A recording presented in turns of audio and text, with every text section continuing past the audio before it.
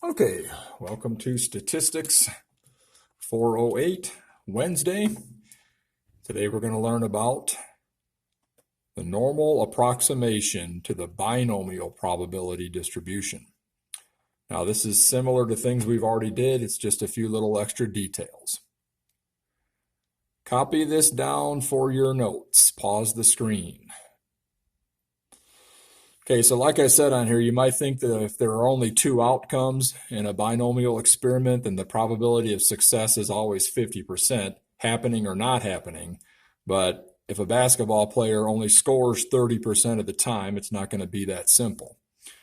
What we are doing today is applying the normal curve, which tracks continuous data such as time, to solve a binomial non-continuous data problem. So something that tracks continuous data is time that just keeps going. And so there's an infinite amount of times, all right?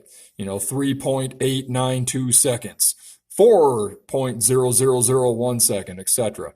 But when you do something that's binomial or discrete, non-continuous is discrete, it's like getting 2, 4, 6, 8. There's no 2.7, there's no 4.9, etc. So let's check this out. What's the probability of our player making 6 baskets in tonight's game? Well, using a normal curve to answer this means we need an area under the curve. Now again, you're just looking for 6 baskets. So if you're looking for 6 baskets, you just want, one number. But we said already you can't just find it for one number. So you have to expand the area to find the probability. And so the area becomes expanded to 5.5 and 6.5, even though she can't make 5.5 points. I get that, okay? She can't make 6.5 baskets. But to get a probability, you have to expand that area, okay? Because you need that area to get a probability. Now, the expansion is called a correlation for continuity. That's just a minor detail, all right? Now, data for making 6 baskets would be gathered from a binomial experiment. But we're answering now the probability of using this normal curve, okay, which is always a continuous curve, see, goes on forever and all that, and there's an infinite amount of numbers in there. You're using that normal curve, and you need that area for answering something that's non-continuous or discrete. That's what we're doing. So for your notes, copy this down right here. This is very important. Pause the screen. Please copy this information because otherwise, you got to keep scrolling back and finding it on your screen. Okay, welcome back. Research has shown that 7% of people in the U.S. have type O negative blood. In a sampling of 500 people in the United States, what is the probability of fewer than 30 having blood type O negative? Explain why this is a binomial experiment. See your notes from the very first screen, okay? All right. The answer is that each of the 500 people sampled is either O negative or not. Remember, bi means 2, so it's one or the other. You're either O negative or not. And the notes back there said that each one has the same 7% probability of being O negative, so the probability doesn't change. Another question, verify that the probability distribution will be approximately normally distributed. That's from this screen here, okay?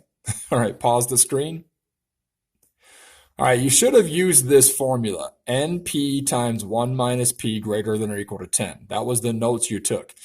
If you get a number greater than or equal to 10, which in this case 32.55 is, then it will follow a normal distribution curve. The data will follow a normal distribution curve. All right, now, if you didn't understand how I got that, n in this case is 500. So you're doing 500, that's your n value, times by the probability of 0.07, okay, and then multiplied by 1 minus 0.07 or 0.93, and that number should be greater than or equal to 10. When you multiply that out on your calculator, it's 32.55.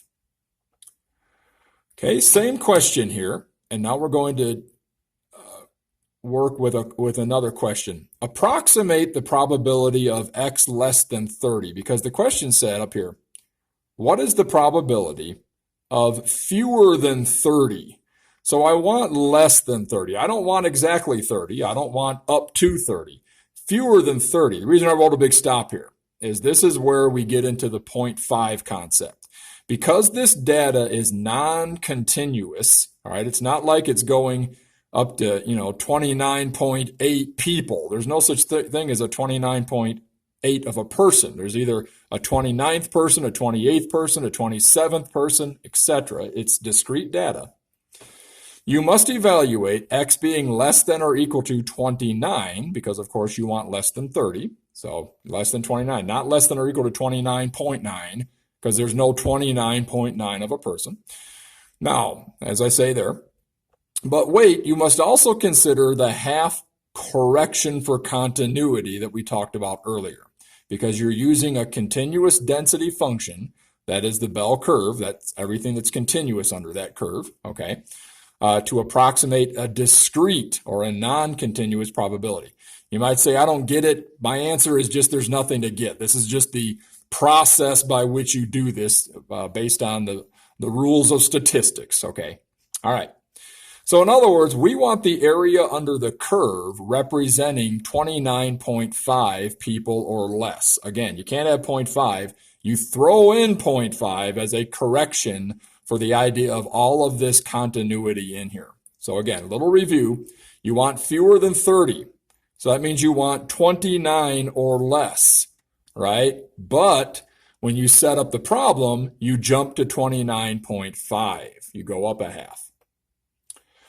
All right, use your TI to find the probability of fewer than 30 people having blood type O negative. Use all your knowledge up to this point. You could also simply use the back of your book and the z-score. Now, what I'd like you to do is this. Pause the screen, see if you can figure this out on your own without my help. Okay, welcome back. Let's see. If you got any one of these three answers, you were successful in answering this. Now, the reason there's three answers is there's three ways you could do it, and they're all a little bit different simply because of rounding, all right? So if you use table 5, you would have got that. If you use the binomcdf, you would have got this, and the normal CDF, you would have got this. All right, if you didn't get that, don't panic. I'm going to show you how. All right, if you're going to use table 5 to answer this question, here's some things you must establish, all right? We need to establish the mean, which is the formula n times p. Well, n in our problem was 500. Let's go back here. The problem up here, they gave you 500, they gave you the 7%. Okay, so I even had that right here for you, though. There you go. Okay, if you're wondering how would we know that, that's all in there. Okay, all right, so n being 500 and your probability being 0.07 makes your mean equal to 35. So the mean's 35. Now, putting this in and doing the square root, okay, you're looking at the square root of 500 times 0.07 and then times 0.93, or 1 minus 0.07, but it's going to be 0.93. All right, now when you do that, you should get, I think, I don't want to say it out loud because I might be wrong. So second function, you're dealing with 500 times 0.07 times 0.93, all that under a radical, 5.705. Students, please round things to 3 places. Can you all say that right now, even in your room or something at home? Round everything to 3 places. Some of you didn't do that on the last test, and I had to mark you down just because I don't know if you're just guessing or if you're, how reasonably close it always is. So the point is always go to 3 places. All right. Now, with that being said, you use a z-score or an x in the z-score of 29.5. minus the mean of 35, and all divided by 5.703. Put that into your calculator. 29.5 minus 35 divide it all by 5.703, and you should get a z-score of 0.964 negative. And again, that makes sense because the mean is 35. Remember what the z-score does. It changes this to a zero mean. So anything this way is going to be standard deviations below 35. So 29.5, which is below 35, is how many standard deviations? Negative 0.964. It's not even one standard deviation yet. Now, what does that tell us as far as this answer? Well, get out your book again, okay? Find table 5 and locate negative 0.964 for a z-score. You see z up here. Right there is negative 0.9. Now we can only round to 6. So negative 0.9 with the 0.6. Match up 0.6 with negative 0.9, and you should see 0.1685. Okay, so what that's saying is that this area here is about 16%, or actually 17% of the whole thing. Of the whole thing being 100% of this area under the curve. Now, binom is a lot easier. I just like to show you different ways so you have options and so that you're aware. Some of you that are going to go on to statistics 2, your future teachers might want you to use the tables, okay? All right, so let's clear out our screen on our calculator. Let's hit second function vars again. Second function vars. I'll write it in case you're not hearing me, right? Okay, and that's the word distribution above it, using the distribution. Now scroll down to binomcdf. There's 9, 10, there's AB, binomcdf, hit enter. Now the number of trials is 500, okay, because we researched 500 people. The p-value is 0.07, and the x value, be careful, it's not 30. You want, okay, you wanted less than 30, so you're using 29 or less, but you got to go up a half. So it's 29.5 for the x value. Hit enter, enter, enter, and you should see 0.1678. So using that one, it's a little bit different, but it's just as close as the other. It's just because of rounding that it's not exactly the same as the one with the z-score. Okay. So last way to do it is normal CDF. Hit second function vars again, and normal CDF is number 2. And you'll notice it's got a lower up there, which we've done before, and it says negative 1 with E99. And again, what that means is this curve keeps going on forever. So it's going to some number way down there that's basically negative infinity, and it's stopping at 29.5 for the upper. So for the upper part of the curve, 29.5. For the mean, put in 35. For the standard deviation, put in 5.705. Hit enter, enter, enter, and you should see 0.1675 in your calculator. Email me if you didn't see and if you didn't get those for whatever reason. For your notes, please copy this down. Pause the screen. Okay, welcome back. Here's some examples of what we're talking about. If you want the probability of exactly 7, you set it up so that you go down to 6.5 and up to 7.5. That was like our basketball problem that we started off with. What's the probability for making 6 shots? Well, you would set it to 5.5 and up to 6.5. So anything that's an exact number is halfway. Notice it's less than or equal to, okay, in both directions. All right, if you want less than or equal to 7, if it's equal to 7, the last problem we did was fewer than 30, so it wasn't equal to 30. But this one's saying equal to 7, we actually go up to 7.5, okay, because we're going to catch the 7, so to speak, if we're at least halfway above. If you want greater than or equal to 7, well, we go down to 6.5, because if I'm at 6.5, I'll catch the 7 in there, okay? If I have my curve going to 6.5, I'll catch the 7. If you're something like less than 2 from 7 and greater than 2 from 7, okay? Like between 5 and 9, 7's right exactly between 5 and 9, but it's 2 in one direction.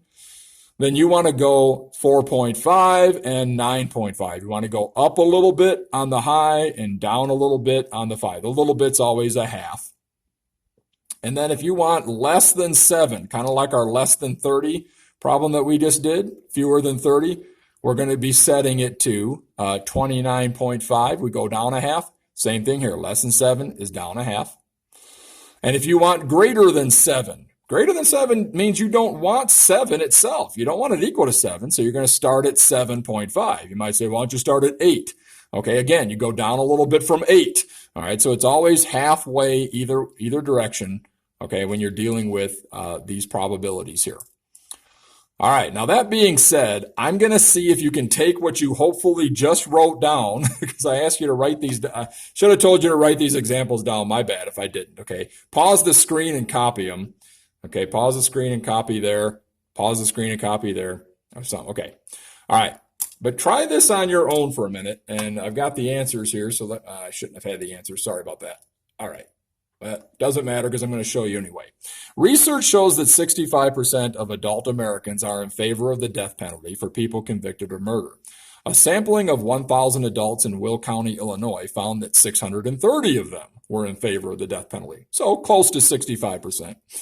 Assuming that 65% of adults in Will County are in favor of the death penalty, what is the probability of obtaining a random sample of no more than 630 from a sampling of 1,000? Okay, and then do these results contradict part A from the research? All right, here's all the tools you need.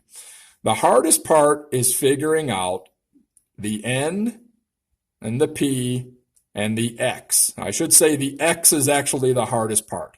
Pause the screen and see if you can get the answers using either Table 5, binomcdf, or normalcdf. Pause the screen now and try this out. Okay. The answers are here. If you use the z-scores, you should have got that answer. If you use the binom, you should have got that answer. And if you use the normalcdf, you should have got that answer. By the way, the last question, no. About 10% of the time, you'll find a group of 1,000 where only 630 are in favor of and not 650. When they say 65%, okay, that's what it is. That's the probability of that many adults being in favor of the death penalty. But when you do a sample, you're not always going to get 65%. You're going to get something close to it. And in this case, we got close to it.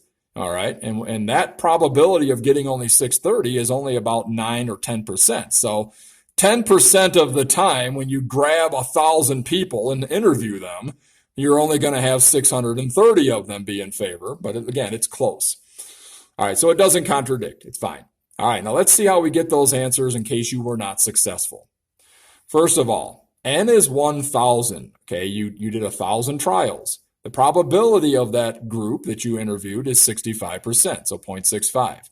The reason we want to look at this formula is to see if this follows a normal curve. Well, N is 1,000 times the probability of 0.65 times 1 minus 0.65, which would be 0.35, and is that amount greater than or equal to 10? I already did it, so I'll say it is, but I'll do it again here.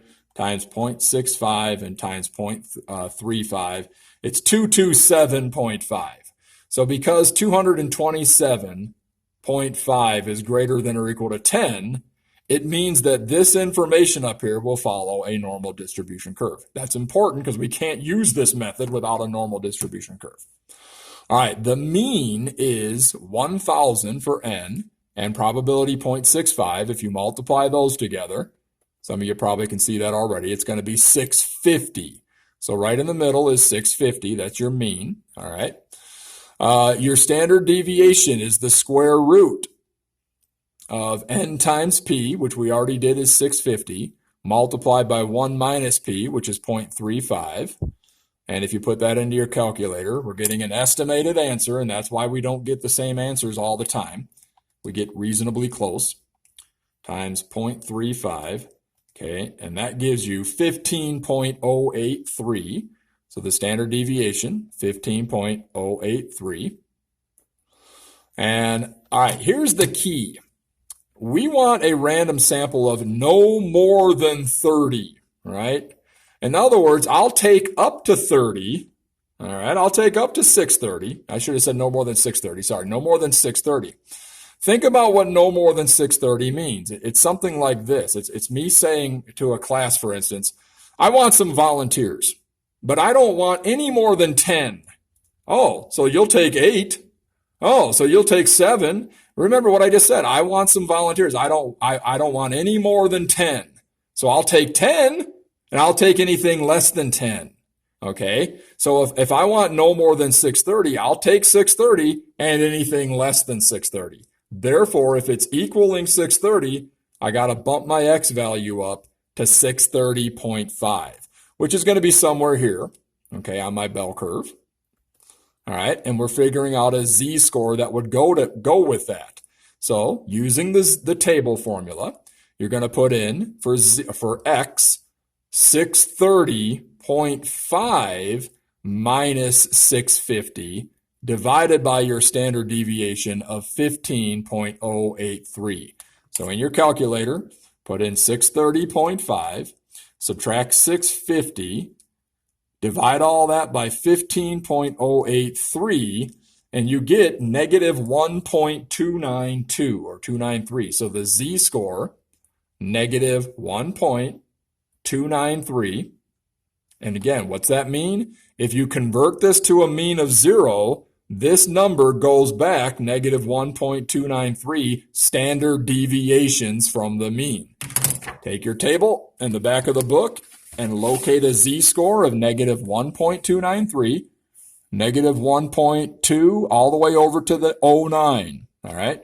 And you see on there 0.0985, and that's what it's saying, that all of this area here to the left of 630, or to the left of negative 1.293, is 0.0985. So it's about a 10% chance that when you sample 1,000 people, that only 630 of them will be in favor.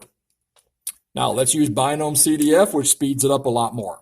Again, you just got to know what numbers to put in. Second function vars. Scroll down to binomcdf. Your number of trials is 1,000. Your p-value is 0.65.